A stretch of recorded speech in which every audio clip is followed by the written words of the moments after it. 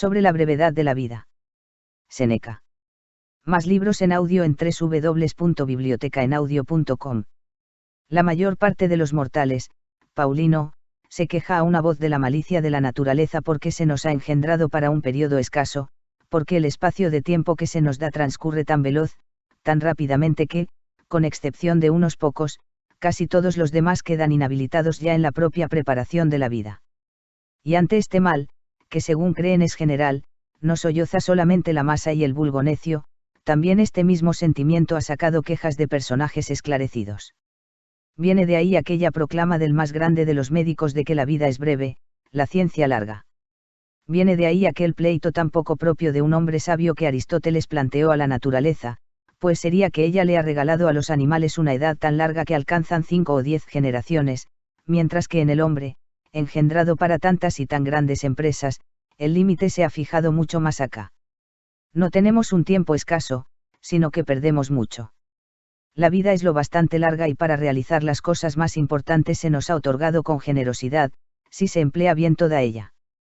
Pero si se desparrama en la ostentación y la dejadez, donde no se gasta en nada bueno, cuando al fin nos acosa el inevitable trance final, nos damos cuenta de que ha pasado una vida que no supimos que estaba pasando. Es así, no recibimos una vida corta sino que la hacemos corta, no somos menesterosos de ella sino derrochadores. Tal como unas riquezas cuantiosas y principescas, cuando caen en manos de un mal amo, en un instante se disipan, y al revés, cuando, pese a ser escasas, se entregan a un buen custodio, crecen al emplearlas, igualmente la existencia se le expande mucho a quien bien la organiza. La humana locura. ¿Por qué nos quejamos de la naturaleza? Ella se porta benévolamente, la vida, si sabes usarla, es larga. Pero al uno una avaricia insaciable, al otro una actividad ajetreada los mantienen en tareas superfluas, el uno se empapa de vino, el otro languidece en la holganza, a este le fatiga una ambición siempre pendiente del sentir ajeno, a aquel una codicia desatada lo lleva con su afán de lucro por todas las tierras y todos los mares, a algunos los atormenta la afición a la guerra y están siempre empeñados en los riesgos ajenos y angustiados por los propios, están los que por culpa de una frecuentación de sus superiores no correspondida se consumen en una servidumbre voluntaria. A muchos los retiene el sentimiento de la suerte ajena o la queja de la propia, a los más, que no persiguen ningún fiene claro y seguro, una frivolidad tornadiza, mudable y descontenta de sí misma les lleva a cambiar continuamente de propósito, a algunos no les agrada ninguna orientación que puedan dar a sus vidas y la hora fatal los encuentra mustios y dando bostezos, de manera que no cabe dudar de la verdad de aquello que, como un oráculo, dejó dicho el mayor de los poetas, de la vida es escasa la parte que vivimos. Porque todo el espacio restante no es vida, es mero tiempo. Les acosan y asedian vicios por todas partes y no les dejan levantarse ni alzar los ojos a la contemplación de la verdad. Los empujan para hundirlos y sujetarlos en sus ansias, nunca se les permite recurrir a sí mismos. Si alguna vez acaso les toca en suerte algún descanso, como en mar profundo en el que incluso tras la ventolera sigue el balanceo, sobrenadan agitados y jamás para ellos hay descanso de sus ansias. Más libros en audio en www.bibliotecaenaudio.com. ¿Crees que estoy hablando de esos cuyos males son notorios? Mira aquellos otros a cuya prosperidad se arriman todos, se ven ahogados por sus bienes. ¿Para cuántos y cuántos las riquezas son pesadas? ¿A cuántos les cuesta sangre su facundia y el afán diario de exhibir su talento? ¿Cuántos están pálidos por sus voluptuosidades continuas? ¿A cuántos no les deja nada de libertad la masa de clientes que los rodea? Repasa en fin la nómina de todos esos, de los más bajos a los más altos, uno pide asesoramiento y otro lo presta, aquel es sospechoso y el de más allá defiende, aquel hace justicia pero ninguno se reivindica a sí mismo, cada cual se consume para otro. Pregunta acerca de esos cuyos nombres se aprenden de memoria, verás que se les distinguen por las siguientes señas, este es del círculo de aquel, este otro de las de un tercero, ninguno del suyo propio. La indignación de algunos es completamente demencial además, se quejan del desdén de los superiores, porque cuando quieren verse con ellos no tienen tiempo. Se atreve a quejarse de la arrogancia de otro alguien que nunca tiene tiempo para sí mismo. No obstante aquel a ti, seas tú quien seas, te mira con expresión insolente, es verdad, pero te mira alguna vez, aquel rebaja sus oídos a tus palabras, aquel te deja ir a su lado, tú no te has dignado mirarte nunca, no te has dignado escucharte. Así que no tienes por qué imponer tales obligaciones a nadie, puesto que ciertamente, cuando obrabas así, no querías estar con otro, sino que no podías estar contigo mismo. Echando cuentas. Por más que todos los talentos que alguna vez brillaron estén de acuerdo en ello, nunca se asombrarán lo bastante de esta ceguera de la mente que muestran los hombres, no consienten que ninguno ocupe sus fincas, si surge la menor disputa acerca del trazado de las lindes, recurren a pedradas y puñales, dejan a otros adentrarse en sus vidas, más todavía por su propia cuenta hacen que otros en adelante se adueñen de ella, no se halla nadie que quiera distribuir su dinero, la vida en cambio. Entre cuántos y cuántos la reparte cada cual. La gente es estricta en preservar el patrimonio, en cuanto llega la hora de perder tiempo, es muy derrochadora de aquello en lo que únicamente es honroso ser avaro. Qué bien estaría emprenderla con uno del grupo de los viejos, vemos que has llegado al término final de una vida humana, alcanzas los 100 años o más allá, ea, haz que tu vida eche las cuentas. De ese tiempo extrae cuánto se ha llevado el acreedor, cuánto la querida, cuánto el patrono, cuánto el cliente, cuánto el pleito con la esposa, cuánto el control de los esclavos, cuánto los desplazamientos por la ciudad para atender compromisos, añade las enfermedades que artificialmente nos ocasionamos, añade lo que quedó tirado sin usar, verás que tienes menos años de los que cuentas.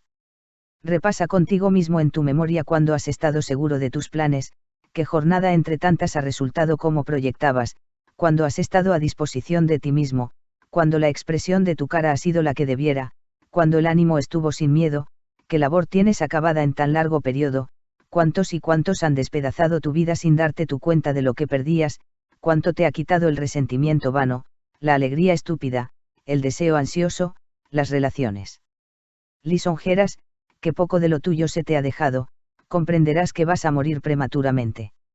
Así que ¿dónde está la razón de todo esto? Vivís como si fuerais a vivir siempre, nunca reparáis en vuestra fragilidad, no calculáis cuánto tiempo ha pasado ya para vosotros, como si sacarais del total y sobrante lo perdéis, cuando a las veces ese día precisamente que se le dedica a alguien o a algún negocio sea acaso el último.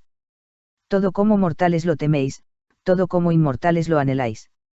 Oirás a la mayoría decir, a partir de los 50 me retiraré a descansar, los 60 años me librarán de obligaciones. Pero ¿a quién tomarás que te avale una vida lo bastante larga? ¿Quién dará permiso para que eso salga como dispones? ¿No te da vergüenza reservar para ti los rebojos de tu vida y destinar para el bien espiritual solo ese tiempo que no se puede dedicar a ninguna cosa? Qué tarde es empezar a vivir justamente cuando hay que dejarlo. Qué olvido de nuestra mortalidad tan estúpido aplazar los planteamientos sensatos para los 50 o los 60 años y pretender empezar la vida en un momento al que pocos logran llegar. 3 ejemplos. A los hombres más poderosos y encumbrados verás que se les escapan frases que revelan que desean el tiempo libre, lo alaban y lo prefieren a todos sus bienes. Ansían entretanto, si pudieran hacerlo sin riesgo, bajar de su cumbre, pues aunque desde fuera nada les amenace ni golpee, sobre sí misma su fortuna, ella sola, se derrumba. Augusto. El divino Augusto, a quien los dioses le concedieron más cosas que a nadie, nunca dejó de suplicar descanso para su persona y de solicitar que lo eximieran de la política, toda su conversación desembocaba en eso de esperar su jubilación, distraía sus fatigas con este consuelo, aunque engañoso, dulce al menos, de un día llegar a vivir para provecho propio. En cierta carta que mandó al Senado, después de prometer que su retiro no estaría exento de dignidad ni discreparía de su anterior prestigio, hallé estas palabras, pero esas cosas son más bonitas de hacer que de prometer. Aunque a mí las ganas de un tiempo tan deseable me han arrastrado tan lejos, que, como la alegría de la realidad se aplaza de momento, percibo de antemano algo de gusto a partir tan solo de dulces palabras. El tiempo libre le pareció una cosa tan grande, que la tomó de antemano con la imaginación, ya que en la práctica no podía. El que veía que todos los asuntos dependían de él solo, el que asignaba su suerte a hombres y naciones, imaginaba con la mayor alegría el día en que se despojara de su grandeza. Había comprobado cuánto sudor le costaban aquellos bienes que resplandecían por todas las tierras, cuántas preocupaciones secretas tapaban, obligado a lidiar con las armas contra conciudadanos primero, después contra colegas, finalmente contra parientes, derramó sangre en mar y tierra. Viajando en torno a través de Macedonia, Sicilia, Egipto, Siria y Asia y casi todos los territorios, dirigió contra enemigos exteriores unos ejércitos ya cansados de matar romanos. Mientras pacifica alció a los Alpes y sojuzga a enemigos presentes en medio de un imperio pacificado, mientras desplaza las fronteras más allá del Rin y del Eufrates y del Danubio, en la propia Roma las espadas de Murena, Cepión, Lépido, Ignacio y otros contra él se afilaban. Todavía no había escapado a las asechanzas de estos y ya su hija y tantos jóvenes nobles comprometidos, a manera de juramento, mediante adulterio, también Julo y otra vez una mujer temible en compañía de un Antonio, aterrorizaban su edad quebrantada. Había sajado estas llagas junto con los propios miembros, otras brotaban por debajo, como un cuerpo cargado de mucha sangre reventaba por alguna otra parte. Con que añoraba el tiempo libre, esperándolo e imaginándolo reposaban sus fatigas, esta era la plegaria de aquel que podía hacer que se cumplieran las plegarias de los otros. Cicerón. V. Marco Cicerón, zarandeado entre Catilinas, Clodios, Pompeyos y Crasos, en parte adversarios manifiestos, en parte amigos dudosos, mientras se bambolea con la República y la sostiene a punto de irse a pique, arrastrado al Fiene, sin descansar en la prosperidad ni soportar las adversidades, cuántas veces renegó de aquel consulado suyo alabado por él no sin razón pero demasiadas veces. Qué expresiones tan llorosas revela en una carta a Ático, cuando ya Pompeyo padre había sido vencido, y el hijo rehacía en Hispania su ejército derrotado. ¿Quieres saber, dice, lo que hago aquí? Aguardo en mi finca de Tusculano medio prisionero. Añade luego otras cosas lamentando su época anterior, quejándose del momento presente y desesperado del provenir. Medio prisionero se reconoció Cicerón, pero, vaya que sí, nunca el sabio se rebajará a términos tan bajos, nunca estará medio prisionero, siempre gozará de entera y real libertad, suelto y dueño de sí mismo y puesto por encima de los otros. Pues que puede estar por encima de aquel que está por encima de la fortuna. Livio Druso. Livio Druso, un hombre áspero e impulsivo, cuando, asistido en Vitorno por una masa enorme proveniente de Italia entera, promovía leyes revolucionarias y males como los de los Gracos sin comprender bien el resultado de aquellas empresas que ni le estaba permitido realizar ni, una vez empezadas, podía abandonar, se cuenta que, renegando de aquella vida que desde sus comienzos fue inquieta, dijo que era el único que ni de niño había tenido jamás vacaciones. Y es que estando aún bajo tutela y gastando ropa de niño se atrevió a interceder por unos reos ante los jueces e interponer su influencia en el foro con tanta eficacia que se sabe que algunos juicios fueron arrastrados por él a donde quería. Hasta donde no alcanzaría al reventar tan prematura ambición. Tendrías que suponer que una osadía tan precoz iba a desembocar en un mal enorme tanto privado como público. Tarde, pues, se lamentaba de no haber tenido vacaciones quien desde niño fue alborotador y un engorro en el foro. Se discute si él por su propia cuenta se dio el golpe, pues de pronto, con una herida en la ingle, cayó a tierra, mientras alguno que otro dudaba si su muerte había sido voluntaria, ninguno si había sido oportuna. Está de más mencionar a muchos que, aunque a otros les parecieran muy felices, ellos por su cuenta prestaron testimonio veraz contra sí mismos y aborrecieron cada actuación suya al cabo de los años. Pero con estas quejas ni cambiaron a otros ni a sí mismos. Y es que una vez que las palabras ya brotaron, los sentimientos se deslizan de nuevo a lo acostumbrado. Vuestra vida, vaya que sí, aunque alcance más de 1000 años, se reduce a algo de lo más estrecho, esos vicios no hay periodo de tiempo que no devoren, realmente este espacio, que la razón dilata aunque por naturaleza corre, es forzoso que pronto se os escape, pues no sujetáis ni retenéis ni ponéis freno a la cosa más veloz de todas, sino que dejáis que se marche como algo superfluo e irrecuperable. Biblioteca Virtual de Andalucía, una galería de lecturas pendientes. El arte de vivir. En primer lugar, sin embargo, pongo en la lista a aquellos vi que no tienen tiempo para ninguna cosa que no sea el vino y la lascivia, pues no hay nadie que se emplee en nada más vergonzoso. Los otros, pese a que se dejan dominar por una vana imagen de honra, yerran sin embargo con lucimiento, aunque me menciones uno a uno los avaros, los iracundos o los que practican odios injustos y guerras, todos esos pecan muy virilmente, la podredumbre de los que se entregan al vientre y a la lascivia es deshonrosa. Pasa revista a todos los momentos de esos, mira cuánto tiempo están haciendo cálculos, cuánto están acechando, cuánto temiendo, cuánto haciendo visitas, cuánto recibiéndolas, cuánto tiempo les ocupan las citaciones propias y las ajenas, cuánto los banquetes que como tales son ya obligaciones, verás que no los dejan respirar ni sus asuntos malos ni tampoco los buenos.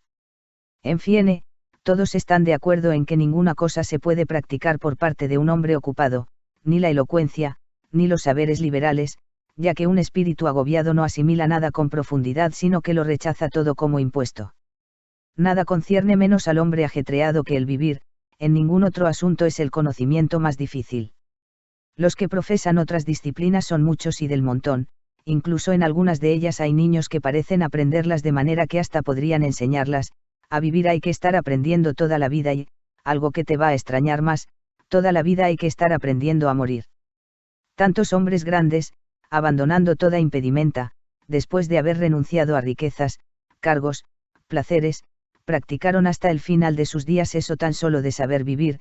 Sin embargo, la mayoría de ellos salió de la vida admitiendo no saberlo todavía, así que mucho menos habrían de saber vivir esos otros hombres corrientes.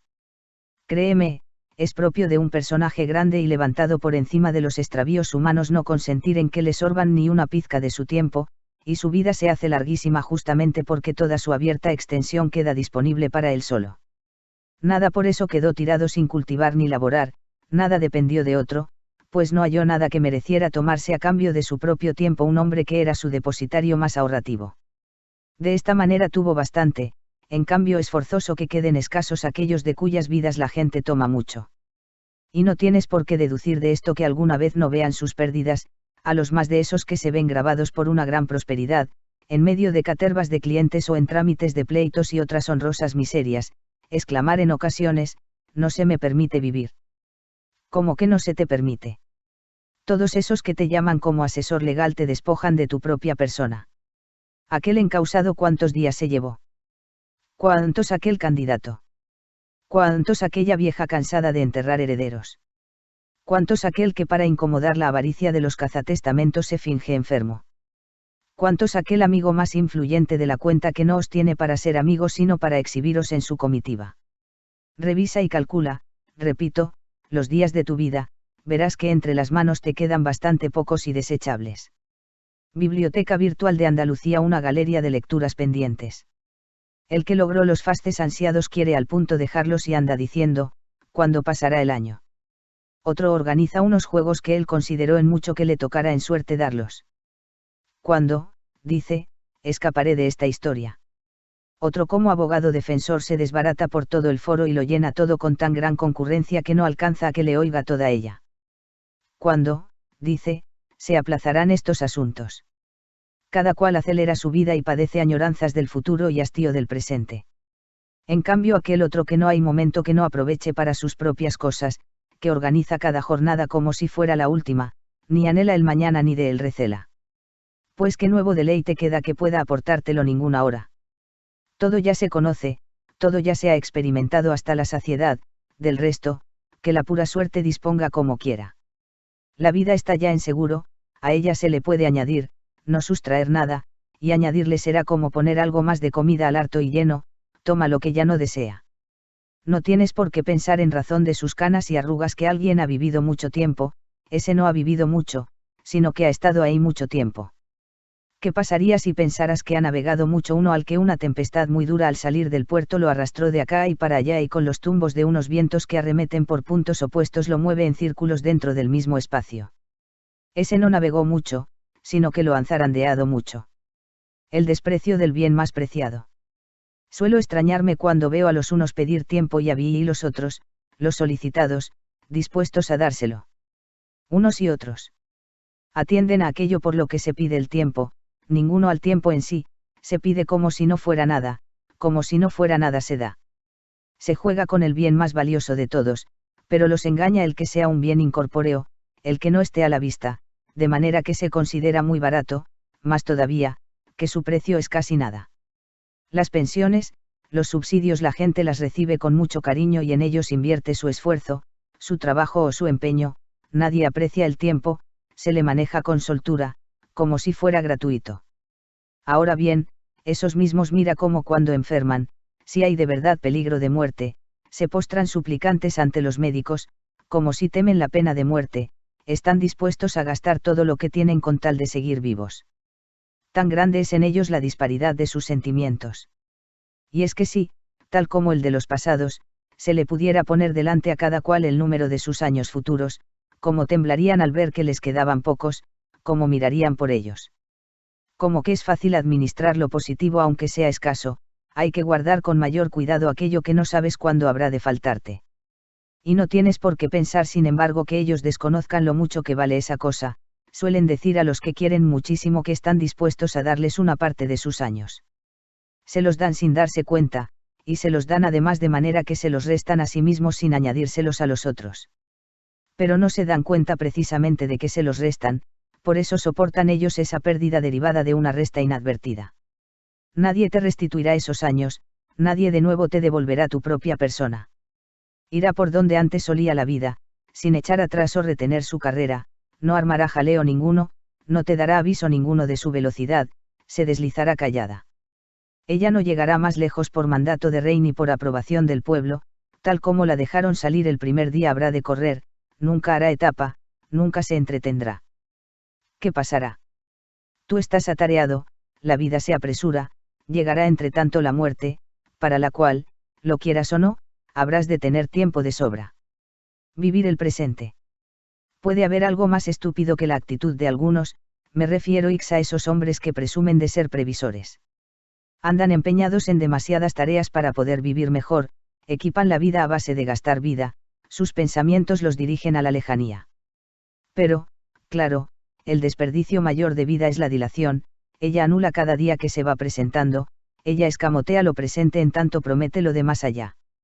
El mayor estorbo del vivir es la expectativa que depende del mañana y pierde lo de hoy. Dispones de lo que está puesto en manos de la suerte, abandonas lo que está en las tuyas. ¿A dónde miras? ¿A dónde te orientas? Todas las cosas venideras quedan en la incertidumbre, vive de inmediato.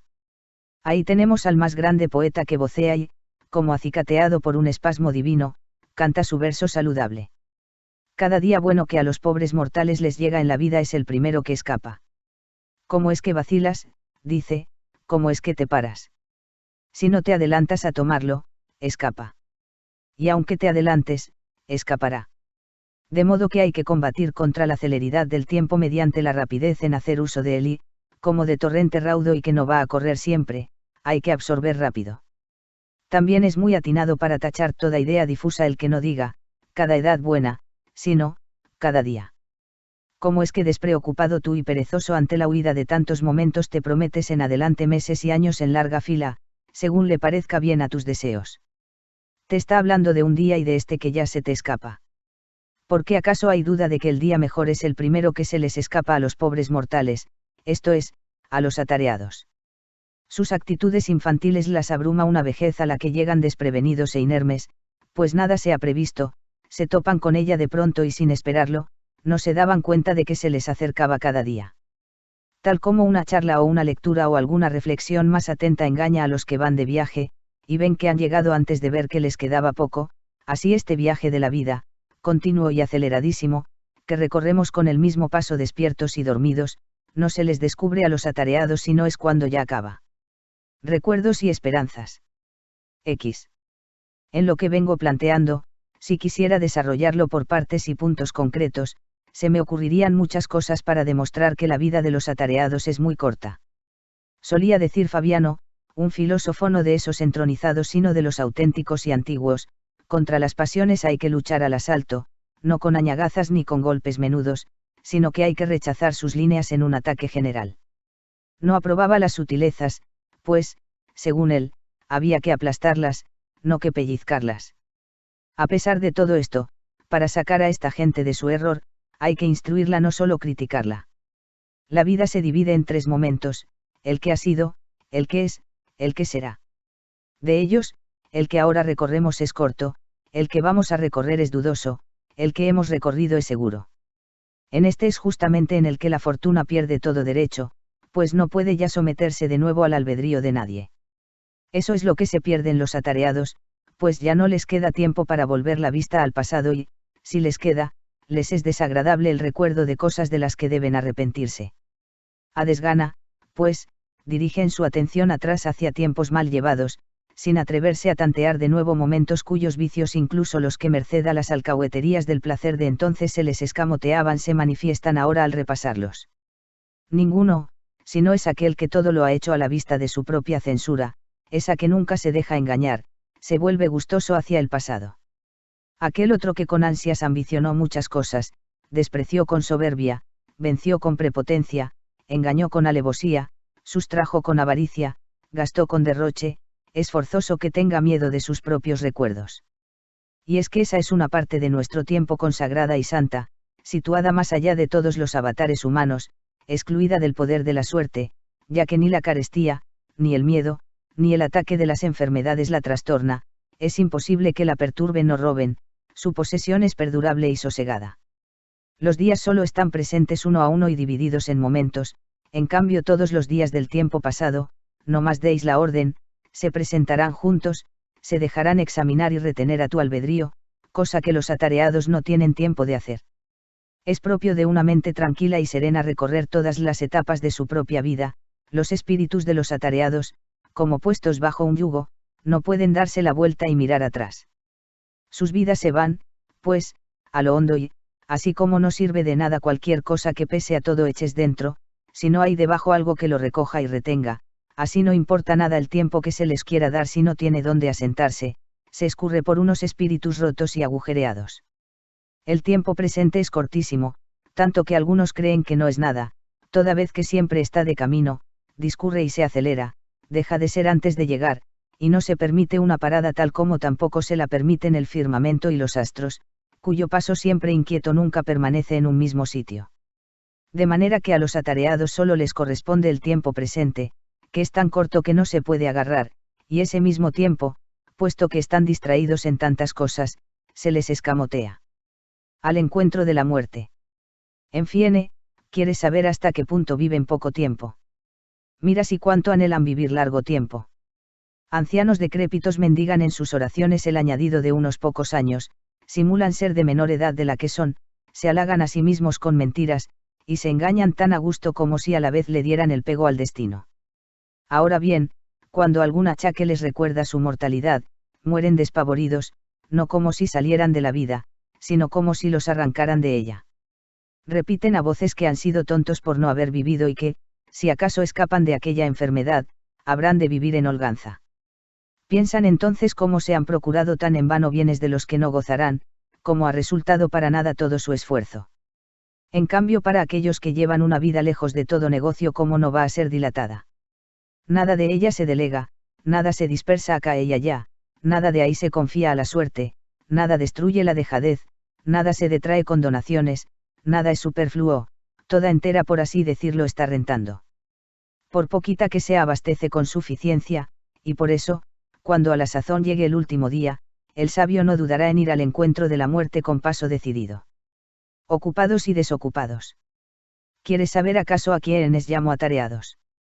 No tienes por sí que pensar que así me refiero solo a los que andan metidos en las oficinas hasta que los echan los perros, a los que uno ve en medio de la masa de los suyos recibir apretujones de prestigio o en medio de los otros recibir apretujones de afrenta, a los que sus obligaciones sacan de sus casas para llamar a las puertas ajenas o la subasta del pretor, con sus ganancias infames y destinadas un día a gangrenarse, da tarea. La holganza de algunos es atareada, en la casa de campo o en su cama, en medio de la soledad, aunque se hayan apartado de todos, se agobian a sí mismos. Su vida no se debe llamar holganza sino ocupada desidia. Llamas tú desocupado al que restaura con ansiosa delicadeza bronces de Corinto, vueltos valiosos por la locura de unos pocos, y gasta la mayor parte de sus jornadas entre chapas enmohecidas. Al que en el ceroma maldita sea, ni siquiera padecemos males exclusivamente romanos, se sienta a contemplar los combates de los muchachos.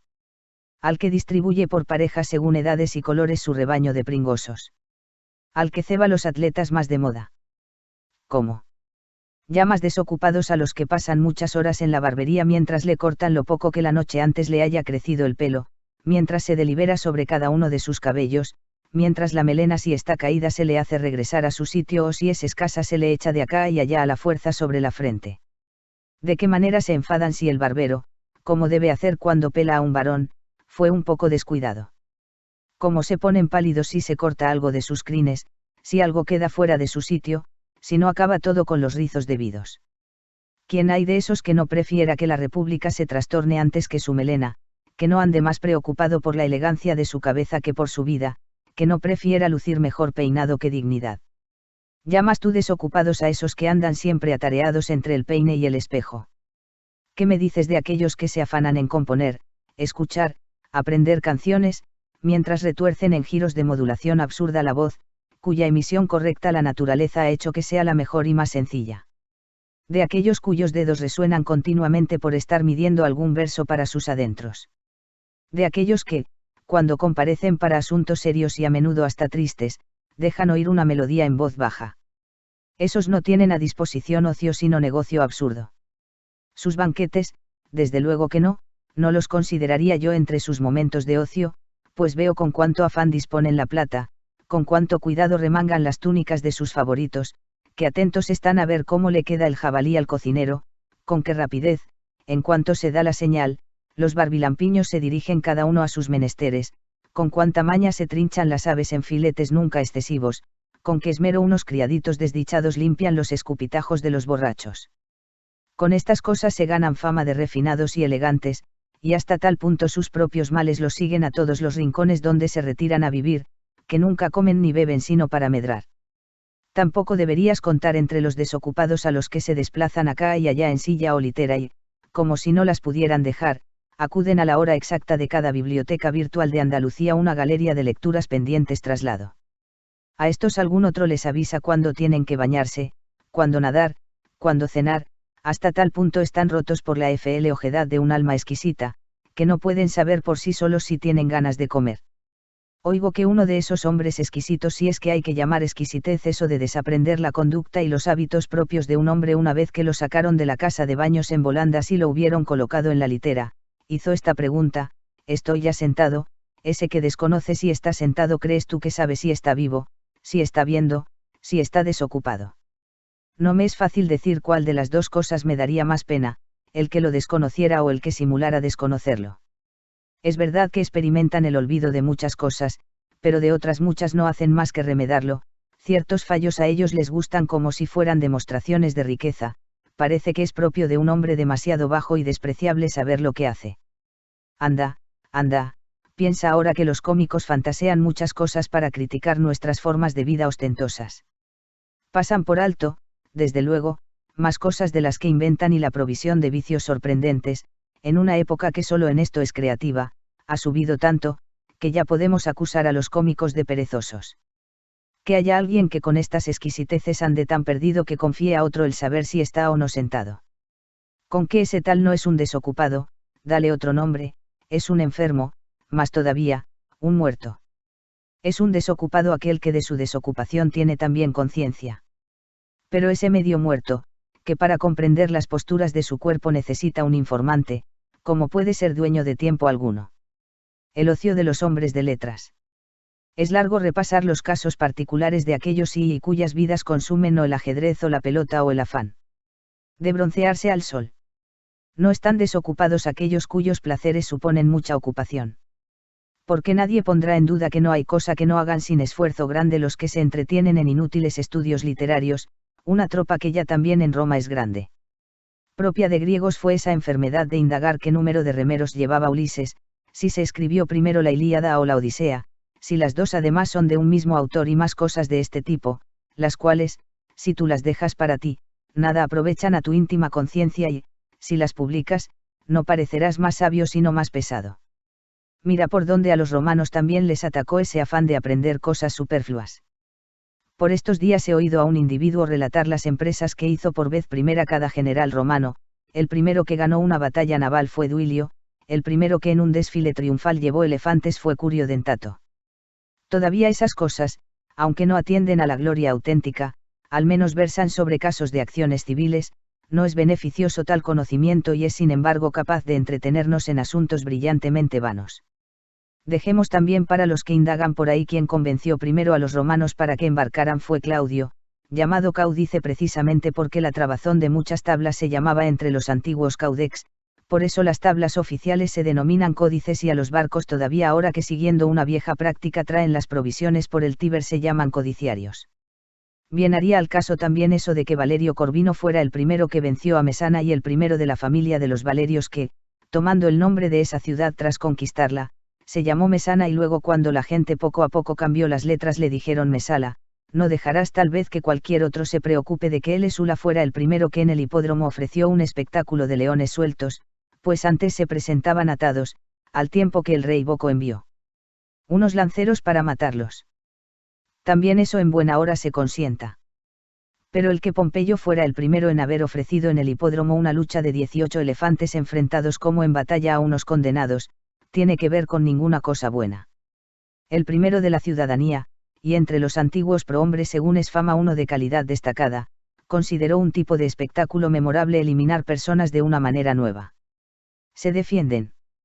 Es poco. Quedan desgarrados. Es poco, que los triture la masa enorme de los animales. Mejor era que tales cosas cayeran en olvido, para que luego ningún poderoso aprendiera y, picado, emulara una acción muy poco humanitaria.